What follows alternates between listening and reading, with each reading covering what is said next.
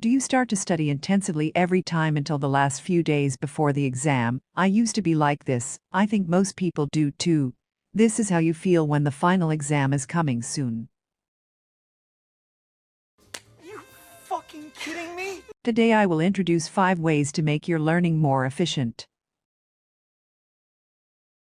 So you listen to me and you listen well. Method 1 is to concentrate on listening in class. I know, very old-fashioned, but it is really important. Class is actually the first opportunity to understand the content and focus of the course. After all, what the teacher said is the essence of the selected course, usually the focus of the exam. Really?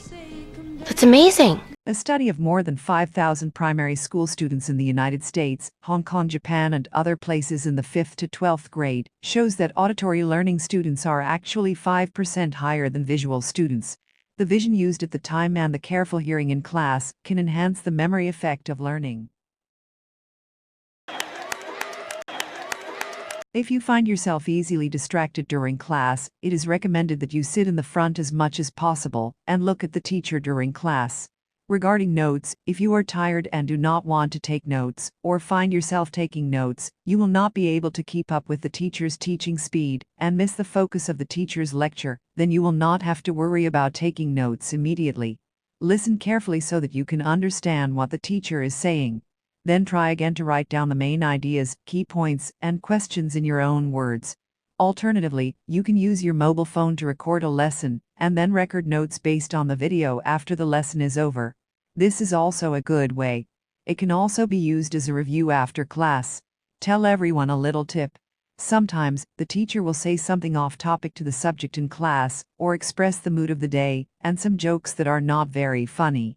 If this insignificant content is also recorded in the notes, it can actually help memorize the course content. But some students will say, "What if I was using my mobile phone in the class and even skip class at all?" Then you can only say, Fucked up! I fucked up so bad! Method 2, turn learning into pleasure.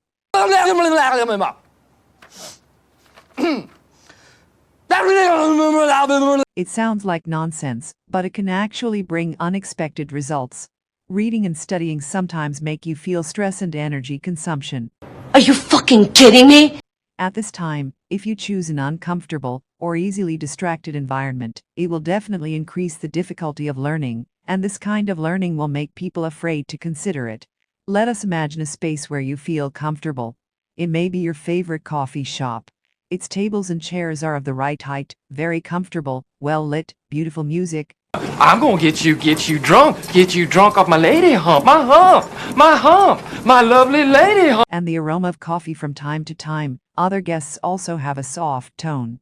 Compared with this environment, if this is a noisy market, you are sitting on an uncomfortable low stool with a strange fishy smell and loud shouts from time to time. This example may be extreme, but it means creating or choosing a learning environment that you expect or is easy to focus on, which is very important and beneficial. When choosing a place, please pay attention to whether there is enough lighting and ventilation equipment, whether it will make people feel bored and want to sleep, or whether the color of the room is easily distracting, or whether it is noisy, etc. Try not to place things that easily distract yourself, such as mobile phones or computers. If you need to use your computer and mobile phone, you can turn off notifications from social software or set your phone to do not disturb mode. Put a cup of your favorite drink on the table, or choose your favorite color of the markers, etc. This can improve the impression of learning, thereby turning learning from hard work into pleasure. Oh yeah. Yeah, that's right, baby. This not only improves learning motivation, but also greatly improves learning efficiency. Sometimes, when you are tired of studying in one place, you can move to another place to change your mood. This will help you improve your memory. There was an experiment. Some experimenters were asked to remember some unrelated words. The first group of experimenters recited the words in the same place from beginning to end, while the second group initially stayed in a dark and small room, then changed to another brighter and more spacious room, and continued to recite until the end of the experiment. Experimental results show that the word memory of the second group is 40% higher than the first group. After choosing a studying environment, sometimes it is difficult to concentrate. Whenever you see a thick book and think about the next 2 to 3 hours of boring study, your motivation will drop sharply. What kind of learning method can be used to achieve the highest efficiency in these 25 minutes? This is method 4, quick reading and taking notes. First of all, we must break a bad habit. Don't prepare to memorize the textbook hard from the beginning. This will cause slowness, and it is easy to remember the back, but forget the front, and it is difficult to achieve a comprehensive understanding. When you read it for the first time, you should first find the logical structure of the book, rather than blindly recite it. First understand the connection between the front and the back, and then try to memorize it. This will speed up the reading, make it easier to grasp the key points, and make it easier to understand. How to do fast reading and note-taking? First of all, fast reading is not a method of reading 10 lines at a glance, moving your eyes very fast. First, you need to straighten out the structure. Second, find the key points. And third, speed up the reading of content that is not too important. The specific method is as follows. First, look at the headings in the table of contents, then read the beginning and end paragraphs of the chapter, and the beginning paragraph, it is usually the main focus of discussion in the chapter, and the ending paragraph is generally the conclusion of this chapter. Then you can quickly read it by scanning. Mark down the places you don't understand. After understanding the keywords and main content, the introduction and examples are generally around keywords and main content. These are generally secondary content. Mark down the keywords and main content, or write it down in a note, focusing on understanding the keywords and main content first, and then use the secondary content. To help deepen your understanding, if you have enough time, you can also record the keywords and main content concisely on a small card, which will be of great help to future review. Good thinking. It is recommended to prepare enough time at the beginning, find the reading speed and frequency that suits you, master the choice of keywords, main content and secondary content, in order to achieve the best results. This method is very useful.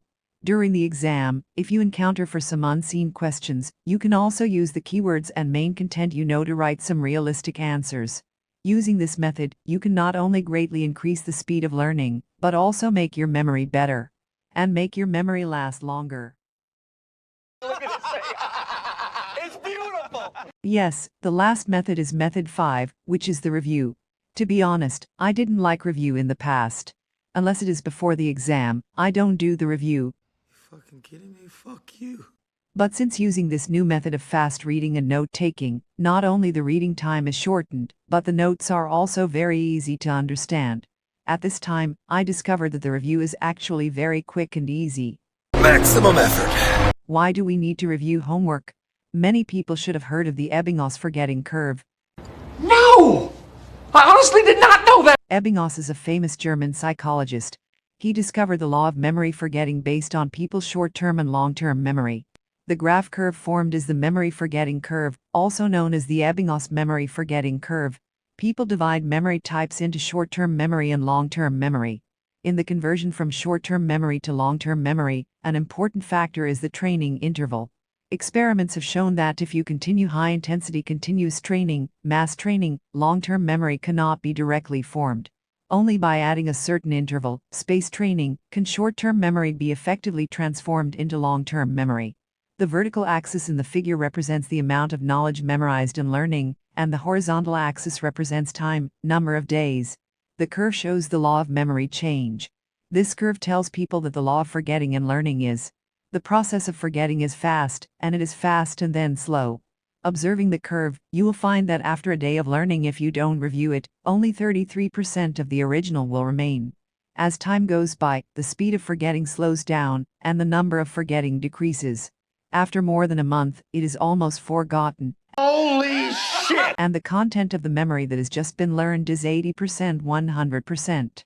This forgetting law tells us that if we want to keep more than 80% of the long-term memory of the knowledge we have learned, we have to keep repeating the memory, because every review is to keep the memory above 80% of the state that we just learned. After multiple enhancements, short-term memory will form long-term memory, and you will never forget it again. Oh God, they feel so good. Moreover, Ebbinghaus also found in an experiment on memory that memorizing 12 meaningless syllables requires an average of 16.5 repetitions. In order to memorize 36 meaningless chapters, it needs to be repeated 54 times, and memorizing 6 poems 480 syllables only need to repeat 8 times on average. This experiment tells us that all the knowledge we understand can be remembered quickly, comprehensively, and firmly. Therefore, Ebbinghaus's experiment fully confirms the truth to us. Learning should be diligent in reviewing, and the better the understanding of memory, then you will not forget anymore. Also, you will feel learning is a lot easier. Oh my god! Jackpot, baby! If you like my video or you think my method is helpful to you, please click like this video. Thank you very much for subscribing to my channel. This will be my biggest motivation to continue making more and better videos. You have a great day.